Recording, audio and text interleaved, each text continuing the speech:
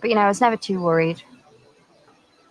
Because Amor Fati, you know what that means? I don't know what that means. It means you have to embrace your fate, good or bad. Whatever will be, will be. And at this point, we're linked, so if a bad thing happens to you, it happens to me. Welcome to my breakdown of episode 8 in the season 3 finale of The White Lotus. All of the season's main and side characters are all connected according to Chelsea, and even though they're all a part of different groups, all of their respective stories come to a close in this finale that sees some people leaving this vacation change forever, for better or worse. There is a lot to go over in this final episode, so let's break it all down. Spoilers ahead. Now, before we get started in the breakdown, I want to thank Rocket Money for sponsoring today's video. More about them later in the breakdown. We open this finale with the calmness and beautifulness of the morning as we get these establishing shots that lead into the monastery as we find Piper, who's just waking up, and we see Jaclyn walking in, who's already up to hear the lessons of the monk. What's interesting about this opening scene and its meaning for later on in the episode is the fact that the roles of the characters have been reversed. Piper was the one that came to Thailand as the one who claimed to have found religion in Buddhism, whereas Jaclyn was lost and had no connection to any god or any religion until now. As the monk speaks of awakening to anxiety and an edgy energy about the fears of what the day brings and questioning the controllables we think we have over our lives. As we get these shots of some of our characters who are undoubtedly questioning their next moves in life. Now in Bangkok, we see that it appears that last week's smile on Rick's face was one of someone who's done with the partying and drinking because he's found something else, something more important, and that being Chelsea, as he slept in the other room away from all the debauchery.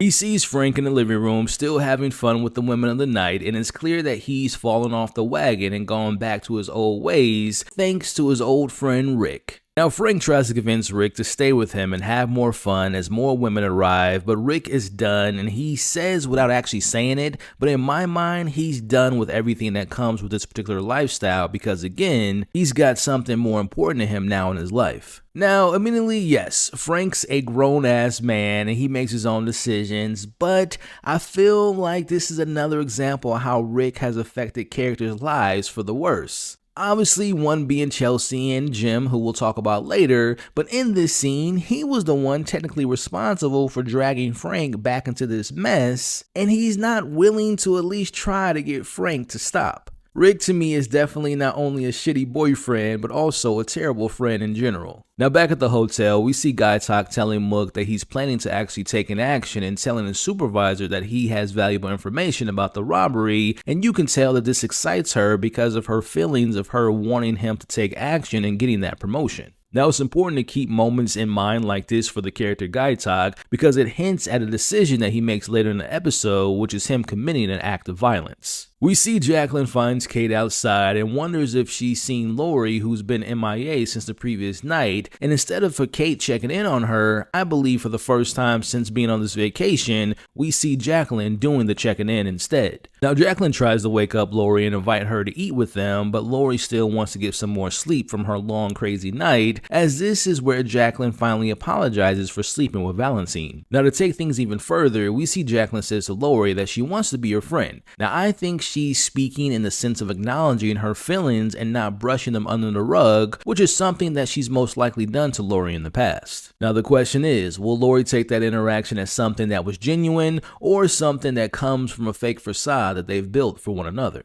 Now as Piper and Jaclyn head back to the villa, he tells his sister his plans on when he plans on telling his mom, but here's where Piper basically gives him his answer from the night before on how she feels about his decision. Jaclyn, I don't want to be responsible for fucking up your life, okay? Just let me fuck my own life, alright? Now, while this is under different circumstances, to me, this being another example of Jaclyn trying to please one of his siblings by joining Piper, but again, he's met with another disappointment by discovering that he's not fully accepted by them by trying to be them or take on hobbies or life changes that they've taken on. Now, speaking of trying to fit in, we see Saxon has blown through most of the book that Chelsea gave him in the previous episode, as it appears that he's actually trying to really impress her, but instead of materialistic things like money, he's trying to impress her by his intellect. But we see that he's slightly embarrassed for others to see what he's reading as he hides the book from his family and watches as Piper tries to avoid answering her mother's question about how their night went at the monastery. Now, from one character looking for answers to another, we cut to Punchai, who's formally introduced to Zion. Now, Punchai doesn't necessarily have anything in particular to tell Belinda besides hello, which is basically code for, I really like you and I can't stop thinking about the other night and I hope you stay and open that business with me, and oh yeah, Zion, I'm gonna be your new stepdad. Now, after he leaves, we see Zion immediately picks up on the vibes of this puppy love. Now, Belinda brings up the offer that Punchai gave her about opening the business together, and she's still in the mindset that Greg's offer isn't worth the risk, but here we see Zion stays persistent and convinces his mom to renegotiate the offer with Greg, but this time around, Zion will play the middleman and use his college degree in business. Again, I said it before, but I'm such a big fan of this dynamic between Zion and Belinda. I really enjoy their chemistry on screen, and obviously we'll talk about them more later in this breakdown.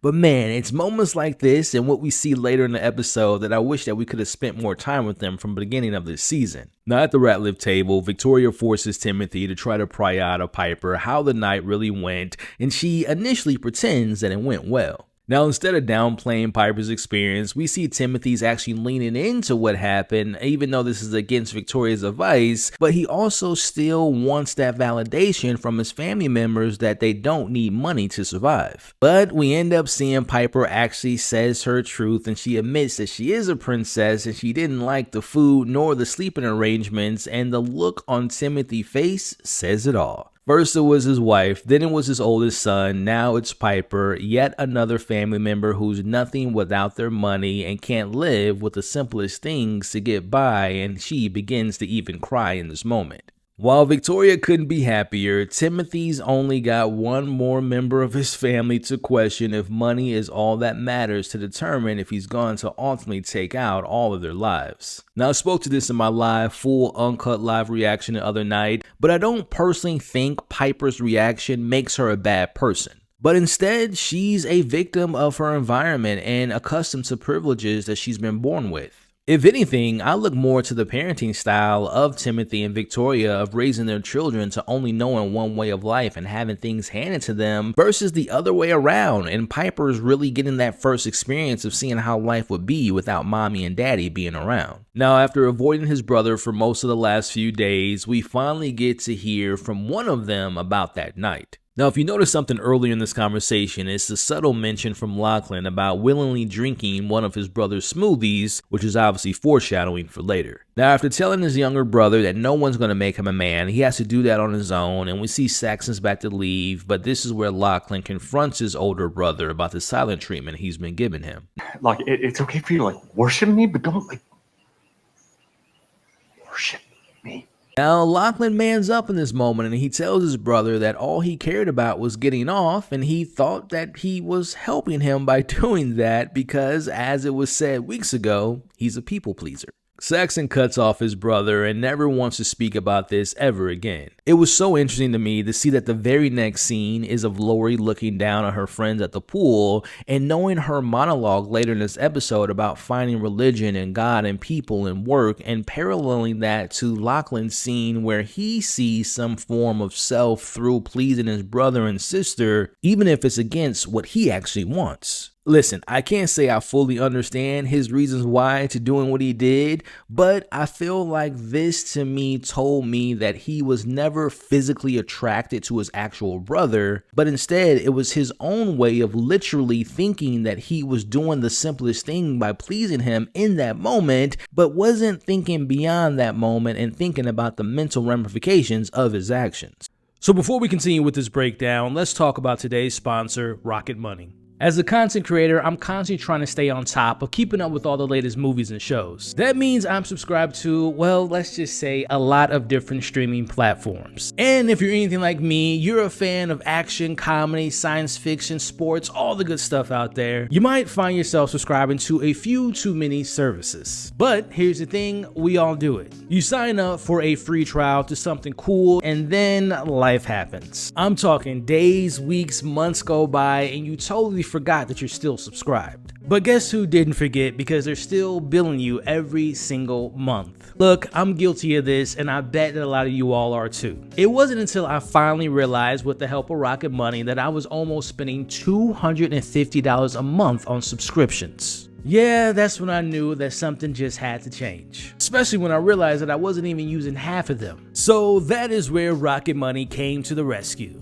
Rocket Money is an all-in-one personal finance app that helps you cancel subscriptions, lower bills, and manage your money way better. It makes life so much easier because it helps you create custom budgets and grow your savings all in one place. It's seriously a game changer. Since using Rocket Money, I've not only saved on canceling those subscriptions that I never used, but I've also been taking advantage of their automated saving features. Rocket Money automatically analyzes your accounts to determine the best time to save so you can reach your goals much faster. I personally chose the savings goal, picked how often I wanted to save, and just watched it grow. And the best part is I can edit, pause, or withdraw at any time. Look, running my own YouTube channel and just managing my everyday life, things get busy and you just forget things. But look, with the help of Rocket Money, I've been able to budget so much better, but also lower my bills, and it's been a lifesaver. So it is time for you to save more and spend less. Join the over 5 million members using Rocket Money today. They've helped customers save up to $740 a year when they use all of the app's premium features. They've also helped customers save over $500 million in canceled subscriptions. So go to rocketmoney.com/moviefiles or click the link in my description to get started for free today. You can also unlock even more with premium. So again, that's rocketmoney.com/moviefiles to get started for free today.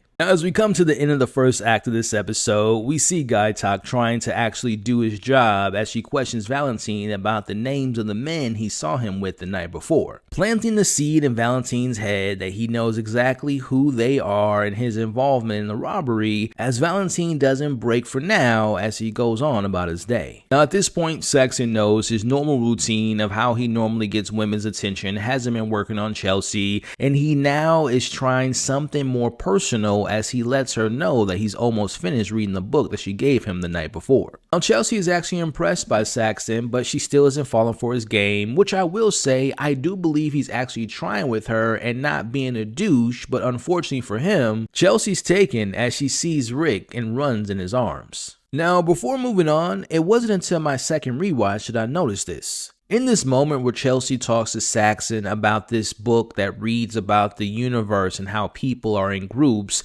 as she says to him, But the laws of the universe, how we're all connected.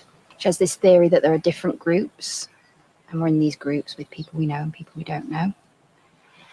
And these groups are working together to fulfill this divine plan. To me, this is the show's reasoning to who lives and who died. It was all meant to be, and those who died later in this episode were all meant to be a part of this group that Chelsea spoke about. Now, while I'm still going to personally blame Rick for literally everything that happens at the end of this episode, I think the creator and writer and director of the show, Mike Wright, is trying to tell us as the viewers that no matter how it happened, it was always meant to happen because it was predetermined. Now, as Saxon watches this very romantic moment between these two characters, I think it was here that he finally realized that Chelsea is fully committed in this relationship, but more importantly, and he never confirms this, but I believe she's changed his life moving forward. I honestly think that he's found this new appreciation of how to approach people in life. His whole philosophy that he spoke to his younger brother about weeks ago about the nonsense of being in people's lives and giving them what they want even though they don't want it. He now has a better understanding that life has more to it, especially when you have someone that you're interested in. It's more than the physical attractions. But to some people, as we see with Chelsea, it's more about the mental and the spiritual bonds that people can make. Also love that we have this moment where we see Saxon realizing something that has changed him, and it's almost reminiscent to what we saw with Daphne in season 2, where we first met these characters and they seem so set in their ways, and obviously they're two different characters, Daphne and Saxon, but to me, they were the most unexpected character developments over the course of their respective seasons. It appears that Rick seems to be a brand new man after his encounter with Jim, and as of now, he's really turned over a new leaf. Meanwhile, we see Saxon apologizing to Chloe about not accepting Greg's offer as she tells him,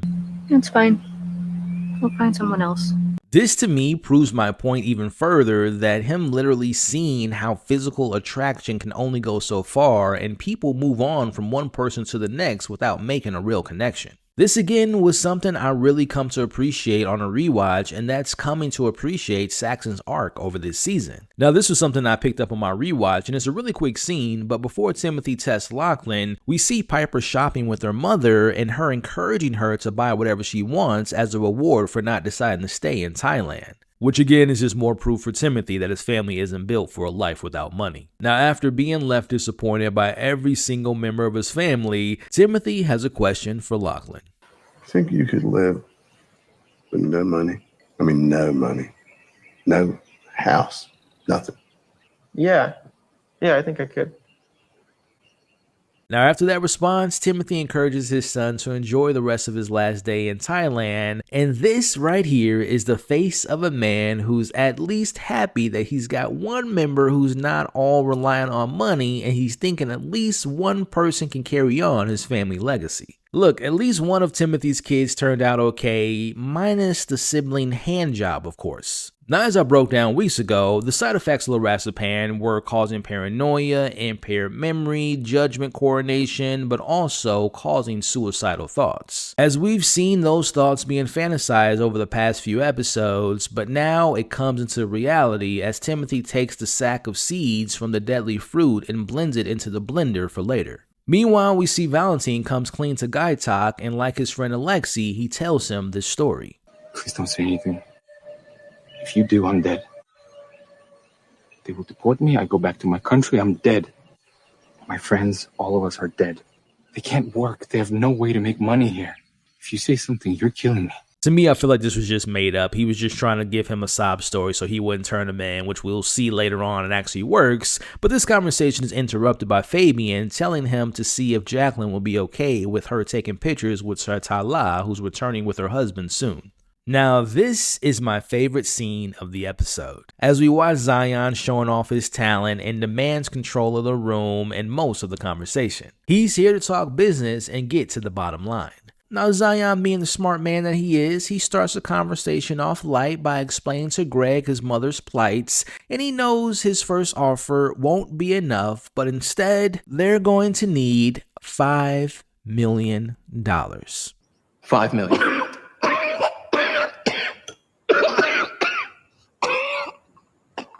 I had a really a great laugh from this scene. Now, Greg denies their new offer, but my man Zion came prepared as he brings up Tanya's net worth, and bringing Tanya's name up seemed to really bother his mother Belinda as she gets up and seamlessly ends this negotiation. But as Zion is forced to leave with his mom, we find out that this was Belinda actually taking charge and using this as a strategy to make Greg agree to the new terms. In this moment, I said to myself, this is where Belinda finally got her hands dirty. She scammed the ultimate scammer out of his own money, or should I say out of his ex-wife's money, essentially doing what he did to Tanya all the way back in season 1. Now look, morally speaking, yes, it was wrong for her to take the money to negotiate with Greg, who essentially killed and murdered his wife, but I don't give a damn.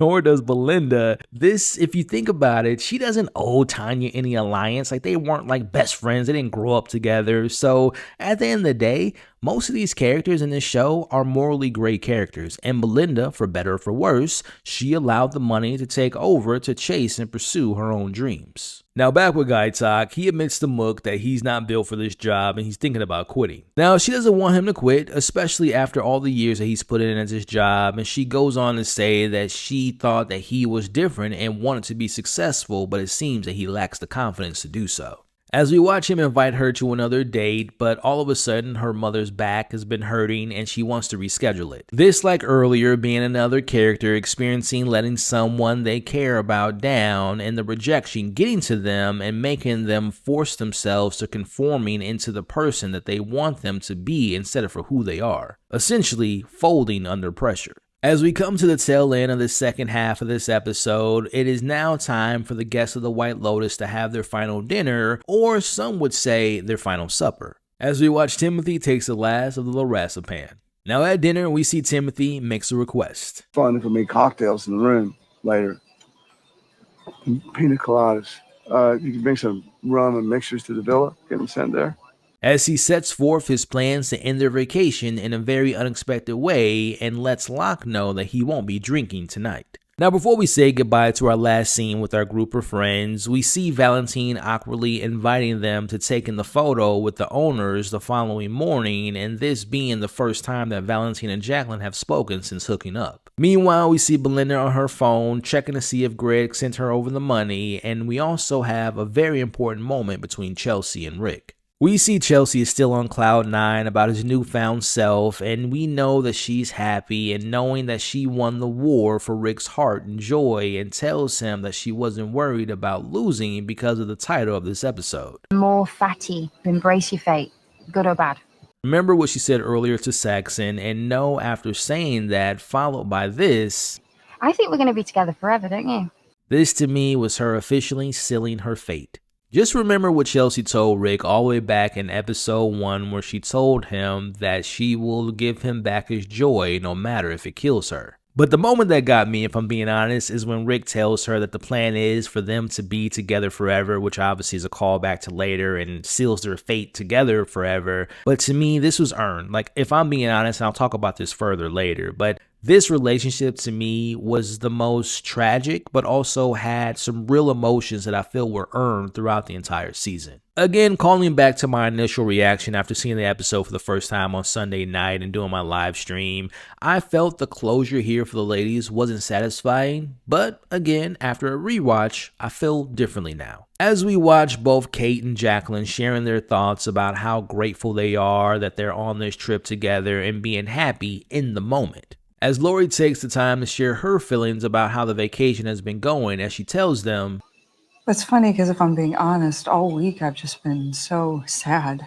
I just feel like my expectations were too high, or I just feel like as you get older, you have to justify your life, you know? I have no belief system, and I've had a lot of them, but work was my religion for forever, but I definitely lost my belief there. And then I tried love. It's a painful religion, just made everything worse.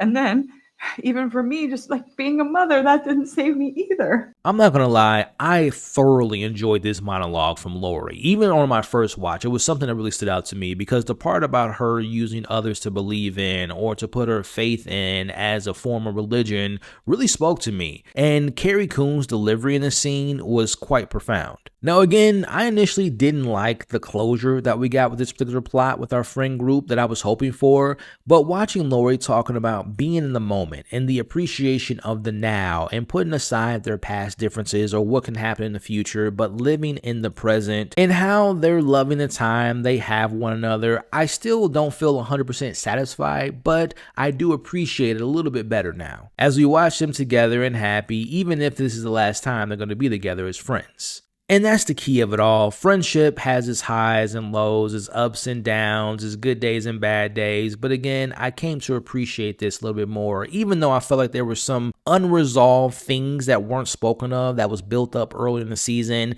But again, that's life. Sometimes you want to have these arguments. Sometimes you want to brush it under the rug, as we kind of see in this moment here, and they're just appreciating the now. Now, back at the Rattlers Villa, we see Timothy making the drinks and finally coming to the conclusion to following through with his dark dreams and killing his family because he'll rather them all die, minus Jaclyn, than face the consequences back home. Think about that. He would rather them all die with the idea of their father and husband being this man that has always provided for them and he is this Boy Scout in their eyes, more than being honest with them about the truth about his mistakes.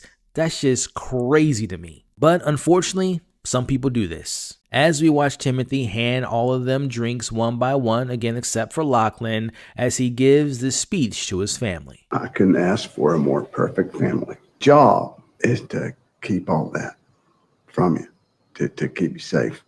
Now, Saxon takes notice of how bad this smell is, and he doesn't want to drink it at first, but again, putting their trust in their father, Timothy convinces them that it's all good, and they trust him as they proceed to drink the poison. Now, after a few moments, we see Timothy gets regret over what he's decided to do as he watches them drinking and he knocks it out of Saxon's hand and he starts screaming, Coconut milk's off. The coconut milk is off. Okay, the coconut milk is off. As he throws away the drinks, but he forgets to get rid of the poison that's sitting at the bottom of the blender. But one thing that is kind of unsatisfying to me is the show really never touched on the implications of what Timothy did. His decision was major, and that's something that he has to live with forever, and again, the show never really addressed that in my opinion. It is now morning and the last day of vacation as we enter into our third and final act of the finale, which gives us a bloody and tragic conclusion. We see Belinda can't sleep as she opens her computer, and we see this look of shock on her face as we'll later see that Greg did agree to their terms and gave her the full amount of $5 million. Now, I posed this question to my live audience the other night, and I want to pose the same question to you all. If this was you,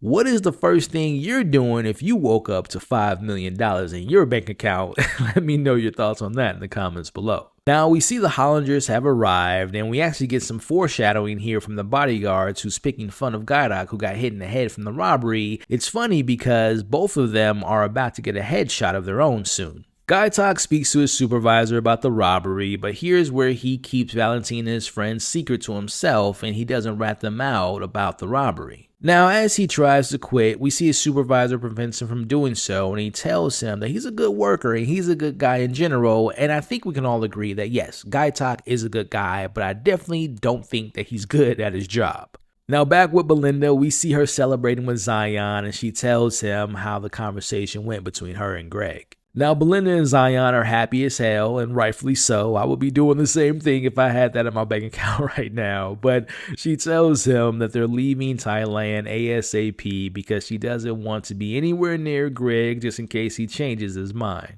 Again, morally, yes, taking the money isn't right, but narratively speaking, Belinda basically became another version of Tanya, and that's the thing to remember about this show. Most of all the characters from all the seasons are ultimately changed by the course of this vacation, and it's not a matter of good versus evil, but instead these characters that play within the morally gray areas of life. Now, while one parent sets forth their future plans for their child, we cut to seeing Timothy mistakenly leaving the blender out to Jaclyn finally going to making his own smoothie. Now, personally, I'm not making any smoothies without cleaning out the blender first, especially when you had milk sitting in it overnight, but I'm to imagine that Jaclyn didn't wash out the blender because he wanted to maybe get a taste of the alcohol from the night before that he wasn't able to drink. As we watch him make the poisonous smoothie and ultimately drinks it, as this is just the beginning of the end for some of our characters. Cut to Rick now with Chelsea eating as he gets seconds and he's caught by surprise by Jim, who tells him, You come into my house,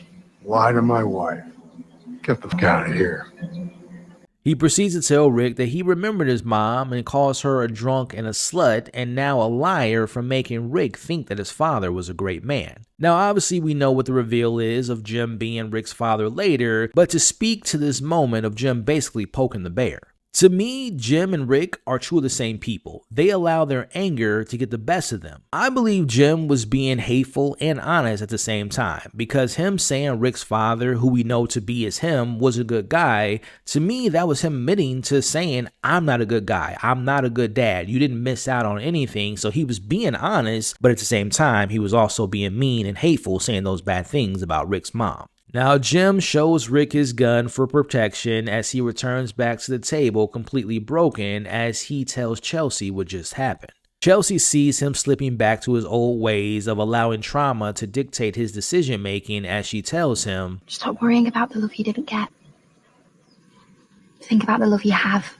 As Rick leaves the table to find Amrita in hopes that she'll help him calm him down. Meanwhile, back with Jaclyn, we see the effects slowly set in as his family heads out, not knowing what's going on, as Jaclyn begins throwing up and he starts slowly dying. We see Zion and Amrita meeting as this sets up the first scene of this season, but now we have the full context of the moment that lead up to that point. Now, Rick interrupts them and tries his best to get her to take a moment to talk to him, but she tells him that he's going to be okay and she's going to speak to him after her session. Again, I know we're all thinking this. If she would have told Zion, hey, Give me 10-15 minutes, let me talk to this person for a little bit, that everything that transpires wouldn't have happened. But I remind you all what Chelsea said earlier, what's about to happen was bound to happen no matter what. We see Lachlan doing what he said he wasn't able to do weeks back when he was talking to his sister about him not being able to meditate because he couldn't focus and he couldn't see God. But that changes here as he sees the members of his family flash before his eyes. As we see Lachlan drowning in those waters that the monk spoke of to Timothy about dying being a homecoming, and as one soul returns to the waters where they began, as he technically is dying in this moment.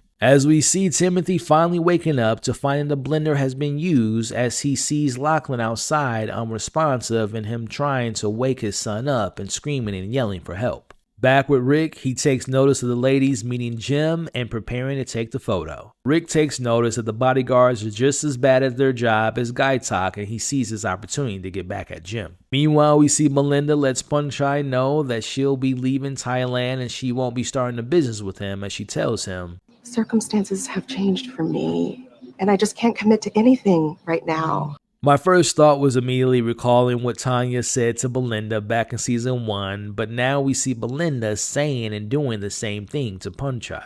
Now, some of you all might feel a way about what she's doing, but like I felt all the way back in season 1, and I feel the same thing in this moment. Yes, broken promises and false hope sucks, but Tanya didn't owe Belinda anything, nor did Belinda owe Punchai anything as well. Back with Rick, both the bodyguards now out of the picture, and like a snake, he strikes. Rick begins walking towards Jim as Chelsea tries to stop him, but his mind is made up. As we watch, Rick takes Jim's gun and shoots him twice in the chest, and I didn't notice this on the first watch, but look how Laurie didn't hesitate and turned into the Flash, and she was out of there after that first gunshot. Now we get to see the other characters reacting to the shots, and here's where we get the reveal that many of you all have predicted. He's your father.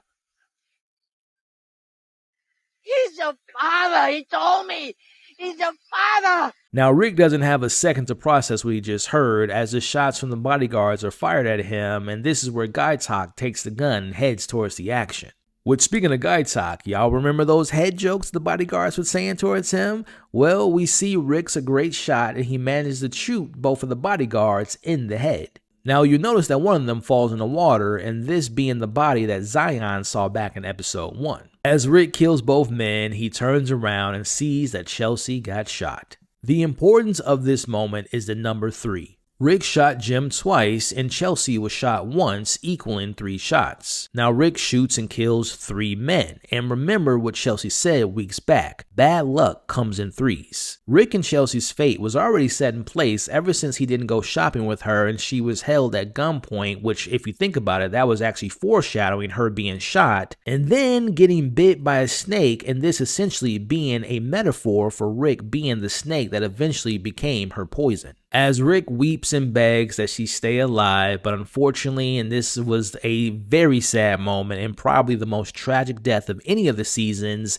as we watch Chelsea dies. And calling back to foreshadowing earlier about them being together forever, we see Rick picking her up and he tells her, "I'm sorry. We're gonna be together forever, okay?" As Gaitak arrives to a grieving Shatala who tells him to shoot and kill Rick. Feeling the pressure that's been built over the season and being told that he's a good guy, he doesn't have a killer instinct in him, and literally being yelled at to shoot, we watch as many characters have done, which is putting their morals and beliefs aside in order to please everyone else, as Gaitak shoots and kills Rick. As we get this beautifully tragic shot of both Rick and Chelsea dead floating in the water, this being the yin and yang that Chelsea spoke of back in episode 7. But also taking into account the whole idea of this symbolizing what the monk said, which is you're returning back into the water to which you began. Now, just as Rick dies, we see Lachlan opens his eyes and he's alive. Again, this being the universe working in its mysterious ways, and this feeling like the death of Rick and the revival of Lachlan being a balancing of life happening, where a life for a new life happened and Lachlan gets a second chance at life. As Lachlan says, "I think I just saw God." That being a callback to the conversation he had with Piper back in episode 2. As we end our final moments of the season where the Ratliffs are on the boat headed back home, and we get this really cool shot of this change of the children now all different. The see no evil, hear no evil, speak no evil dynamic has completely changed. Saxon and Jaclyn have found spirituality, and Piper realized she's not better or more enlightened than the rest of her family. Essentially, all of them having been reborn. As they get their phones back, Saxon sees the messages and knows what happened back home as Timothy tells his family, Things are about to change. We'll get through it as a family. Now, my only complaint, as I mentioned earlier, about their story coming to an end was the fact that nobody seemed to question Jaclyn almost dying after being poisoned. Are we to assume that Timothy and Jaclyn have this secret that they're going to keep between them, or are they just not going to address how the poison ended up in his smoothie? Either way, we see Timothy at peace as he watches the water and hears the hymn that he sang as a child. Meanwhile, we see our friend group are trying to recover after the shooting and they're comforting one another. Back at Greg's house, he's throwing a party as Chloe's found their third wheel to fulfill his wish and he gets to live his life in peace for now, or does he? Is this the end of the Greg, Tanya, and Belinda story, or will we see them reviving this story in season 4? We get yet another set of criminals celebrating as the Russians are all together partying after successfully getting away with the robbery. As we see, Frank is back to being a Buddhist, and we also see Gaitak and Mook hugging, and it looks like she says something like "call me later" or "I'll see you later." Now, obviously, I'm no mouth reader, so I don't know if that's what she said to the Gaitak in this scene, but it appears that they may be dating at this point, as he is now the sole bodyguard of Shatala. Now, honestly, this could be a final goodbye between Mook and Gaitak. They might be leaving the hotel for good because obviously we know that Shatala lost her husband and she might not want to be at the hotel anymore. As we see the bodies of both Rick and Chelsea being loaded into a plane, we see Belinda and Zion waving goodbye to the staff of the White Lotus as Peng Chai looks sad as a puppy, and Belinda and Zion are set off to live their life together $5 million richer than when they started, as Belinda gets her happy ending. Now, a lot of my raw emotional opinions was said in my almost 2.5 hour live stream, so check that video out. But again, after a rewatch, I feel like I've come to terms with this finale, and I feel like it really did stick the landing for the most part. To me, a lot of my issues with this season was the supporting characters and the plots not feeling complete, and I feel like a lot was set up, but we didn't get that many payoffs. But in retrospect, that's how life kind of goes at points, right? But speaking to the overall story, a lot of the characters and the side plots and the side characters were in service of our main characters and served to purpose the overarching themes of the story. As we saw, both good and bad things sometimes happen to good people, and good things happen to bad people. Overall, a good and very close but not great season of The White Lotus. I've spoken on the pacing of the season not being an issue to me because it's very similar to the pace of the previous seasons, but again, my issue with this particular season was the overall feeling of a lot of the characters and the subplots not really feeling fulfilled and moments not having many payoffs. But I would say this season has some of the best acting of any season, some of the best monologues of any season, especially the monologue from Frank. It definitely had some questionable moments, but also more importantly, I would say that this is by far the darkest and most emotionally satisfying season of any of the seasons in my opinion. The Rick and Chelsea death was easily the saddest and most tragic death of any season, especially compared to how the other seasons were just essentially accidents. There you have it. That's my breakdown of the 8th and final episode of this 3rd season of The White Lotus. Now, I would imagine that season 4 will probably be on HBO in 2027 because that seems to be the timeline. Like there's 2 years before each season, and hell, I have no idea who's going to be in the next season, where the next season is going to take place, but I'm telling y'all right now, I can't wait. Now, if you all are still here at this point in the video, shout out to you all. I really appreciate the support, and I also really appreciate the support over the past 8 weeks of all my breakdowns and reviews of this season. And I want to give a special thanks to those who have been watching these videos since the very start of this series. Now, do me a favor and put in the comments right now, #the coconut is off. Now, I plan on putting out more White Lotus videos throughout the week, including my rankings of the 3 seasons, so stay tuned for that. But please make sure to share your thoughts about the season overall, your thoughts about this finale, what worked, what didn't work, and also share your rankings of how you would rank all 3 seasons in the comments below. Now, if you all enjoy my breakdown, do me a favor, hit that like button, but also hit the share button. And also, if this is your first time watching one of my videos, I hope you had a good time. Consider sticking around by subscribing to the channel. Now, if you all want to take the support even further, consider joining the channel memberships, but also check out my podcasts available on Spotify and Apple and where all podcasts can be found. Thank you again for Rocket Money for sponsoring today's video. Don't forget, you all are awesome, stay safe, and I'll catch you all on the next breakdown.